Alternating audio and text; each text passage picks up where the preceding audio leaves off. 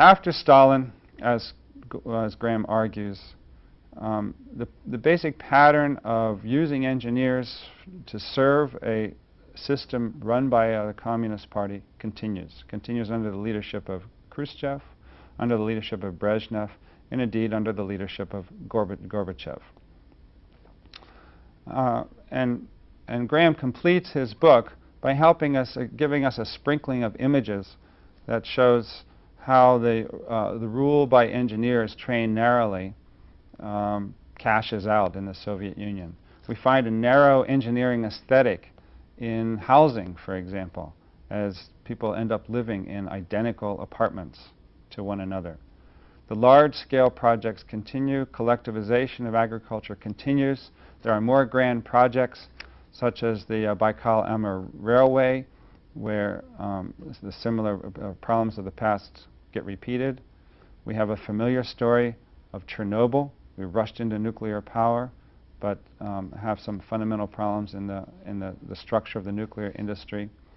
And indeed, Graham concludes by returning to the Don Basin, where we find the same problems that Palchinski analyzed in the early part of the century, still needing solution. This book and this analysis, then, is meant to be a documentation of the failure of Palchinski's vision of the socially engaged engineer. From our point of view, what we see here is a situation where politics played a significant role in engineering judgments. Engineering arguments, engineering claims, approaches to engineering problem solving had explicit political meaning.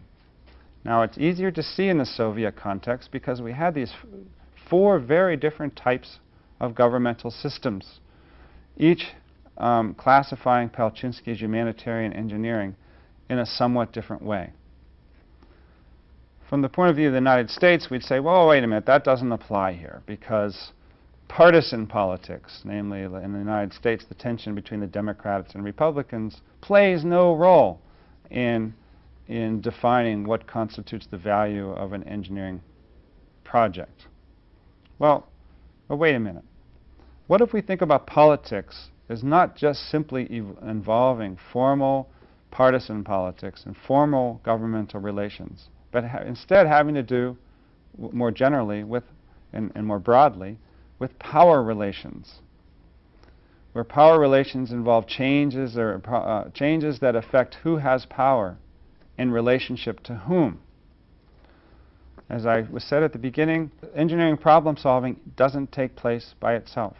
Engineering problem solving takes place in relationship to people. Every time a technical decision gets made, every time a technical choice gets made, somebody gains power, somebody loses power.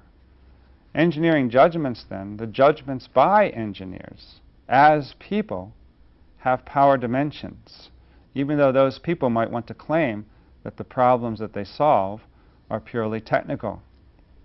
If a technical decision affects one group differently in relationship to another, then arguably politics and power are dimensions of the technical decisions.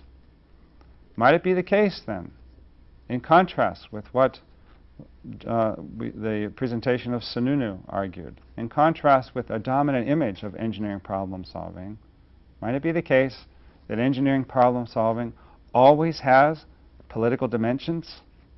Are you going to be prepared to live in a world where your technical problem solving always forces you to deal with politics?